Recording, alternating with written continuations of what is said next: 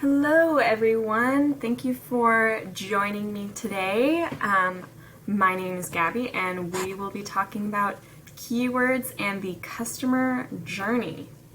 So first things first, it's nice to virtually meet you all. I'm an SEO specialist here at Grow With Studio, and every day I get to work on optimizing websites for our clients to help them show up on the Google search results page and to win clicks that turn into sales. So pretty exciting stuff there. I've been in the SEO world for about 5 years, so I've learned a lot about keywords, content strategy, and how to use customer insights to create a better strategy and shopping experience. So today, we will be talking about the relationship between keyword strategy and the customer journey and how to target potential buyers across the different steps in their journey to purchase. So we'll start by covering some basic principles such as the customer journey, the marketing funnel, and how they relate to each other, and then how to use them in your keyword strategy. Finally, we'll end on how to measure success, since that's so important because we want to know if our work is actually paying off. So to begin, let's start by going over some of the basics of the customer journey. So what is it? The customer journey is basically every step a customer makes before finally purchasing your product. While there is a basic format most journeys will follow, each business will have their own unique customer journey, and you can create one for your business as a whole or create multiple journeys for each marketing channel that you use. So for example, you could have one for SEO or PPC, etc. An important thing to remember is that your customer journey begins before a customer enters your site and extends to after they make a purchase. So by making sure we consider each of these stages, we can gain a better understanding of our customers and engage them appropriately before, during, and after making a purchase. So understanding your customer's journey is not only good to know for SEO purposes, but also for other marketing work. So conversion rate optimization, for example, is a great place to also be using the customer journey. So here's an example of a customer journey. This is a good one because it shows each stage of the journey and the different tactics for guiding a customer through them. So most journeys will follow a similar format of moving from awareness to consideration to purchase to retention and then finally advocacy. So by thinking through each stage and what will matter to your customer as they go through each one, you can create a keyword strategy that targets every step through the customer journey. So from awareness all the way to advocacy. So here you can see all the different tactics that are used for each one. And again, like I said earlier, you could actually make this all about SEO, whereas this one has every single thing that this business is using. So next, let's talk about a very similar yet different concept known as the marketing funnel. So the marketing funnel breaks up customers into groups based on how close they are to making a purchase. So depending on where a customer is in this funnel, they may be more likely to purchase, and knowing how to use keywords to target them can be a great way to target those customers and also to move them from the top to the bottom of the funnel. So the funnel is broken into 4 stages: awareness, interest, desire, and action. These are all very similar to the customer journey that we just looked at, but again, slightly different here. Also, the action stage, especially in e-commerce, is most often going to be about making a purchase, but it could also be email signups, filling out a lead form, downloading content, etc. It's basically anything that you would consider a conversion. So oftentimes we will refer to customers who are in the awareness and interest stages as top of funnel customers. And those who are in the desire and action stages will be regarded often as bottom of funnel. So when we're thinking about a funnel, the top is the widest part, and this represents your biggest audience. When it comes to SEO, we try to target top of funnel customers with broader keywords. Since this audience is earlier in their journey, they may not be looking for something specific yet. It's more in line with how this customer is searching for things, much more broad terms. Then as we get farther down the funnel, the audience gets smaller, and those customers require much more specific targeting because they have a better idea of what they want, and they will be searching in that way.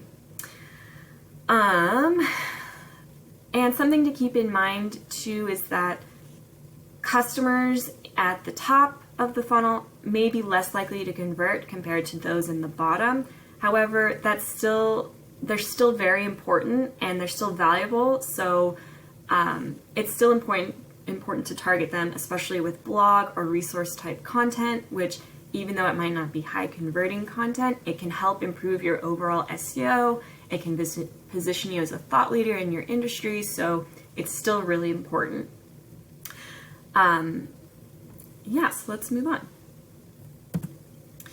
So here's an example of the marketing funnel. So just like the customer journey, our stages have very similar names, but here the visualization is just a little bit different. The funnel does a better job of showing that as you move closer to the action, such as making a purchase, your audience becomes much smaller. So again, just like the customer journey, every stage is important, and tying a keyword strategy to this concept is a great way to ensure that you're bringing in more traffic and that you can encourage that traffic to move through the funnel. And that not only that, but you're targeting every different type of customer that, would be great for your site. So as we move on, we'll start to use the journey and funnel concepts interchangeably and together. But before we do that, let's kind of talk about the relationship. So both the funnel and journey concepts are focused on customer behavior. The main difference is that a marketing funnel is focused on how many people are in each stage, whereas the customer journey focuses on how customers move from beginning to end. So by considering both, you get a really good understanding of your customers, and you'll be able to create a keyword strategy that targets every part of their journey or funnel. So let's talk about how to do exactly that. So first we'll go over some basic concepts on keywords. A lot of you will probably know most of this already, but it's a very good refresher at the very least. So to start off, what exactly is a keyword? A keyword is a term or phrase a user will search online. Keywords are the foundation of SEO strategy because they connect your site and your product offering to the customers who are looking for them. So, what makes a quote-unquote good keyword phrase? Well, there are three components that go into a good keyword. The first one is search volume. Is anyone searching for this term? If so, how many people are searching for this term or phrase?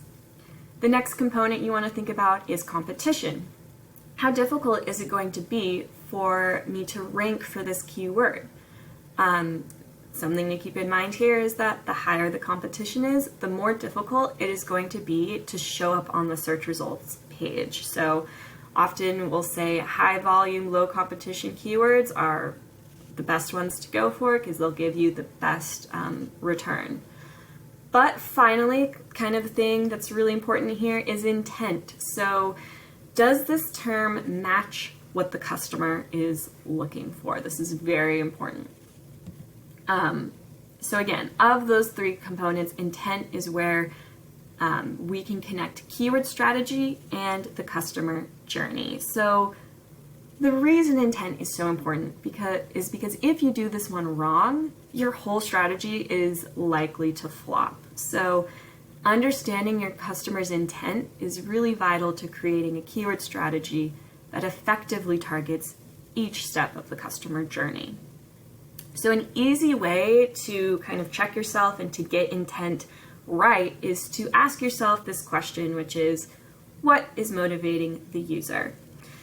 As customers move through their journey, their motivation is going to evolve. So, for instance, they may go from wanting to gather information to wanting to compare options to being ready to buy for a product. At every step, their intent and the type of keywords that they use will change to reflect their motivations at each stage. So while there are a few more, for this webinar's purpose, we're going to talk about two main types of keywords that you should be targeting in your SEO strategy to properly connect your customer's intent to your website pages. So first is informational keywords. These types of keywords are often question-based, and customers are often at the top of the funnel or beginning of their journey when they use these types of keywords.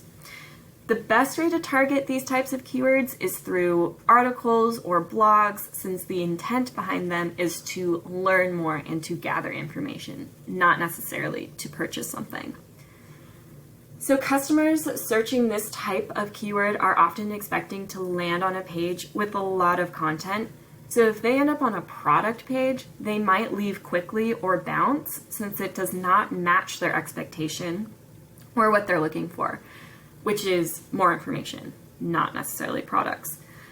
So examples of question-based or informational keywords are, which plants thrive in low light? What are the safest succulents for pets? These are all the types of questions that, someone might be searching to find out more and to maybe narrow down their selection. They probably aren't ready to purchase just yet. The second type of keyword to be aware of are transactional keywords. So transactional keywords are often used by customers who are ready to purchase and are looking for something specific. These customers are going to be towards the bottom of the funnel and near the end of their customer journey. You can target transactional keywords on category or product pages, since customers searching these types of terms are expecting to find products. They want to see products because they're ready to buy. So these types of keywords may be actual product names, or they might be very descriptive or describe a product. So for example, Monstera plant for sale, succulent starter kit, greenhouse plants. These are all good examples of transactional keywords because they're so specific, and you can tell that this customer is looking for a very specific product and they're ready to buy. Something to keep in mind as well is that in some industries, the actual product code or the product number can be a transactional keyword. We see this a lot in the auto parts industry, for example, because they have a lot of universal product codes or numbers. So that's something to keep in mind, something to be aware of if your industry does have universal product codes, or maybe you have a popular one. You want to make sure you include that in your product page keyword strategy. Okay, so now that we understand kind of all these principles, it's time to bring them all together. So, first let's talk about creating your funnel. When I get a new client, I like to start by imagining where in the marketing funnel their pages naturally fall. So usually their homepage will be at the very top, and I'll try to target broad general terms that describe their business. So in our plant example, that might be plant shop or online plant store, terms like that. Blogs, articles, and resource pages will all usually fall in the top half of the funnel, and a little further down the funnel would be their top level category pages, followed by subcategory pages, and then finally product pages at the very bottom of the funnel. So that's kind of like a good general structure that a Volusion store might fall under. Next, we can map out our customer journey for our site. So we can think of high level, we can think of a high level general example of how we might want our customers to flow through the site. So when it comes to SEO and keywords, I like to think about how to attract potential customers to the different pages on our site based on their intent versus the store pages. So this is kind of similar, again, to what we've already talked about, but you can see in this example at the very top, you've got these different steps, the awareness, consideration, purchase, and then these are examples of different tactics that we could use to target each of those intents and how we can talk to customers that are at each of these different steps. Also, we can map out a more specific customer journey, and this can help us to try and come up with new content that helps customers move along the buying journey. So if you have a product or category that you want to focus your efforts on, whether that's because they're doing well and you want to keep pushing that, or maybe they're underperforming and you want to help them, or maybe you have a new product line. Whatever the reason, a good place to start is by creating a mini customer journey. And that can help you visualize each step in the process and in the buying journey and what you need to do to help customers get from start to finish. So start being awareness and consideration to finally purchasing and advocacy. So in this bottom example here, we've got, your general pages of home, category, subcategory, product, and we can use this to kind of think out maybe a strategy for how to get more customers to purchase snake plants. So there's the general flow, which maybe they land on the home page and then they go to the category of houseplants. Maybe they refine further from there to low light houseplants, and then finally they land on snake plant. Now, another way to think about this is how can we target customers, because they're not all going to move through the site this way. They might enter through different pages. So how can we get them to, match their queries to showing up on the right page in their process? So yeah, good things to think about.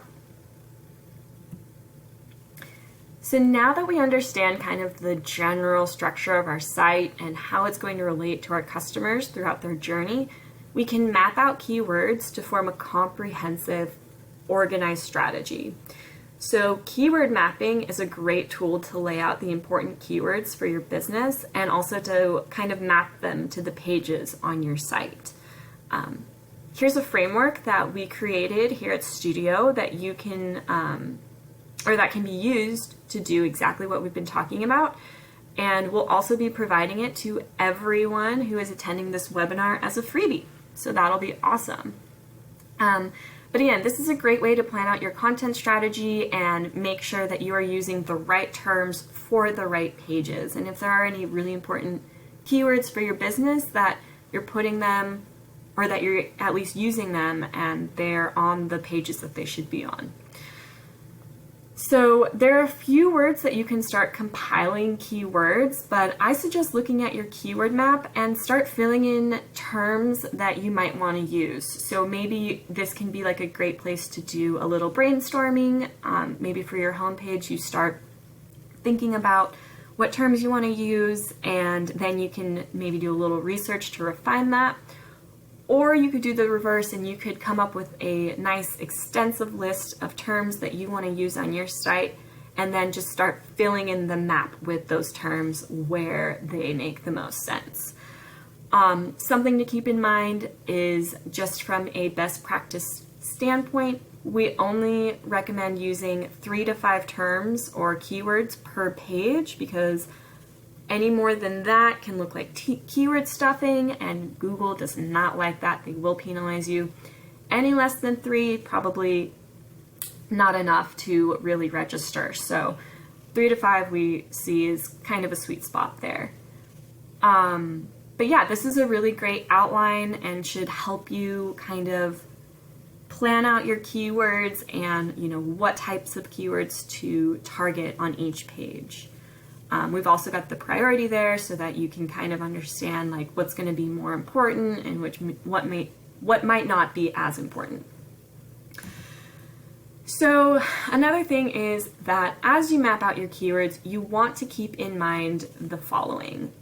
As you move to the deeper pages in your site, The type of keywords should go from broad and informational to specific and transactional, kind of what we were talking about earlier.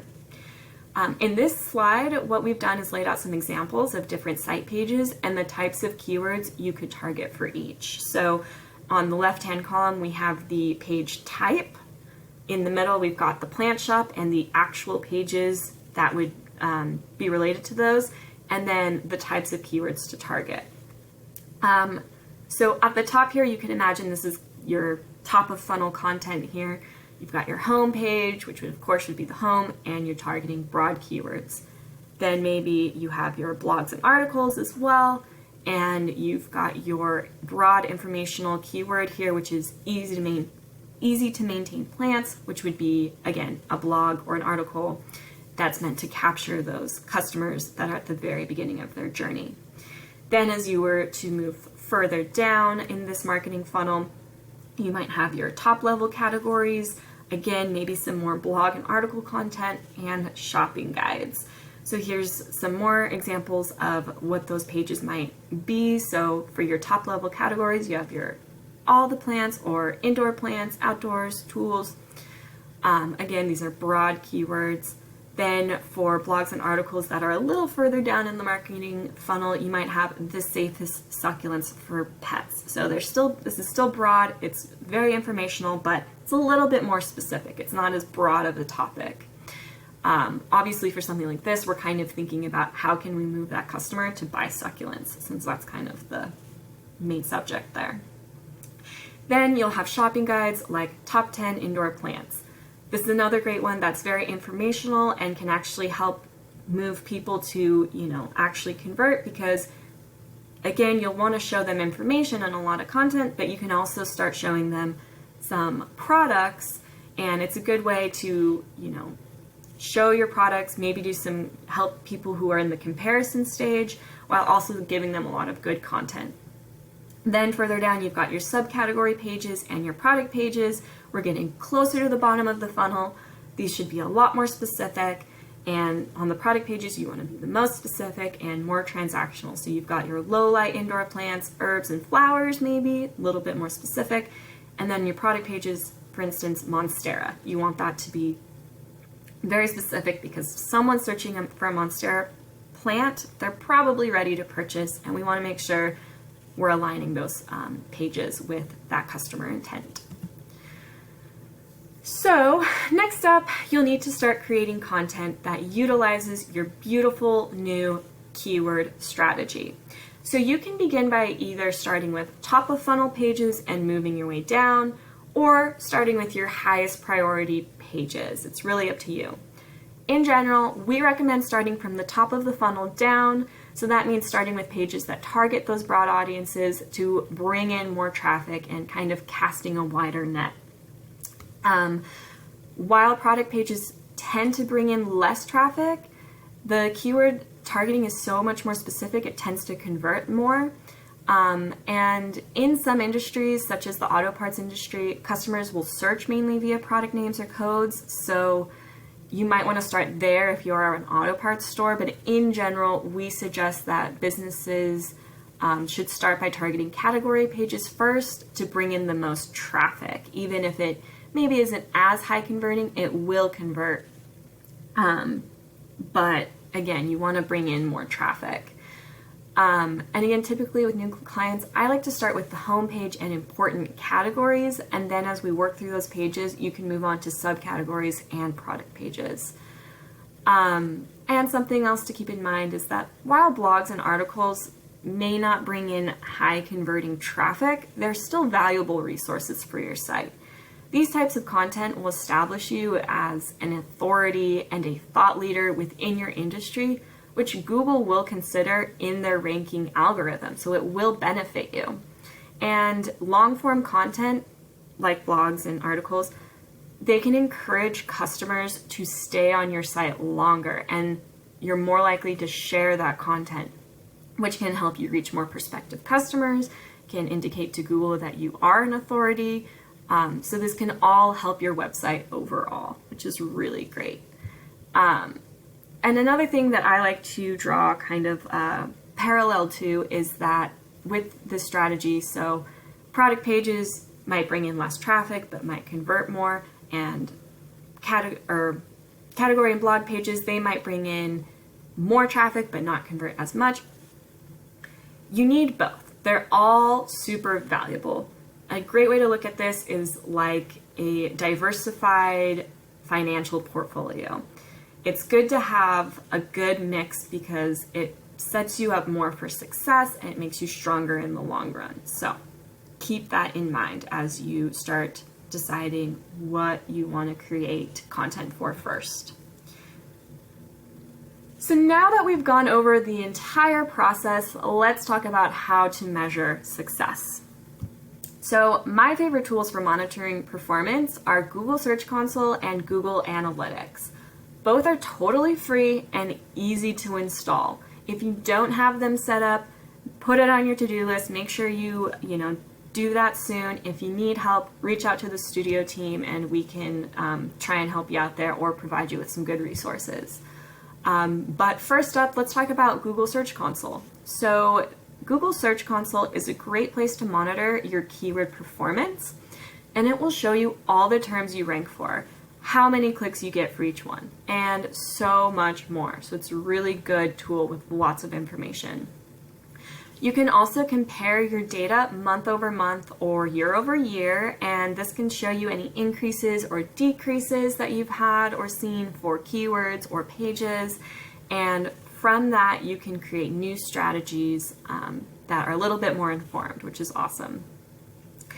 Next, let's talk about Google Analytics, which is an excellent tool for understanding how your traffic is behaving on your site. So you can link Google Analytics and Google Search Console together, and that will share the data between the two, which can be really great because it can enrich some of the reports in Google Analytics. So again, that's another good thing to do and make sure that you do if you are setting these things up.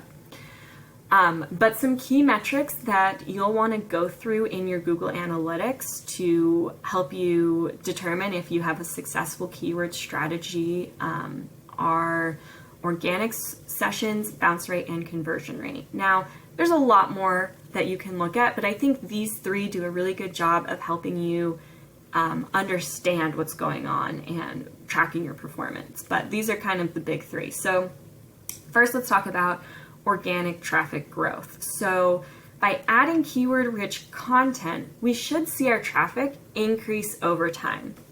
So a good question to ask yourself for this is, are the pages I optimize gaining traction? So are my organic sessions going up? You want to look at that, month over month, year over year, maybe in a 3-month period versus last year or the 3 months before. Either way, you want to make sure that you're looking and seeing if your organic sessions have gone up. The next thing that you can look at is if your bounce rate declined. Again, bounce rate is if a person lands on your site and leaves immediately. They don't click on anything else, they don't interact, they just land and leave. So the question here is, are users leaving immediately? So with a strong keyword strategy, our bounce rate, it should decline because our site traffic should be more in line with our product offering. So people should be landing on pages that they are expecting. They should be seeing what they were looking for, and they shouldn't be leaving as much. Again, this is another thing also tied to intent. If we're paying attention to using keywords with the right intent, then we should see customers staying on pages because they are finding what they're looking for. The next one will be conversion rate. So we want to ask ourselves, are they converting on the product level landing pages? So you can really drill down in Google Analytics and look at product level performance. You can also look at site-wide, but conversion rate is a really great thing to look at, and it can be one of the markers of a successful keyword strategy if you see it increase. It's similar to bounce rate in that because we're targeting our audience more strategically, we should be reducing the amount of unqualified traffic to the site and increasing the traffic that is more likely to convert because they're finding exactly what they want on our site. Something to keep in mind here is that conversion rate can be a lagging indicator. So that means it can take a little bit of time for it to catch up with everything else. So you want to make sure, before you freak out, a lot of times what we'll see is organic sessions will go up once we start, working on a website. We'll see those we'll see the visits go up a lot, and revenue might take a little bit longer to catch up, and so it'll look like our conversion rate went down. Give it some time. It should start to actually be reflecting what's going on. And then once you see it increasing, then okay, we've got a good strategy. But after a few months, if you're not seeing it, move, or if it's going down, then maybe it's time we need to tweak our strategy again. But that covers just about everything. So thank you so much for coming to this webinar today. I hope you found it helpful and that you're able to walk away with some good ideas for creating a good strategy for your website. Check your email for a free sample keyword mapping worksheet that should help you get started in using all of these concepts. And if you need more resources or want to learn more about keyword strategy or SEO or anything else, be sure to check out our 2 blogs, which has a lot of great content. Thanks again. Have a good one.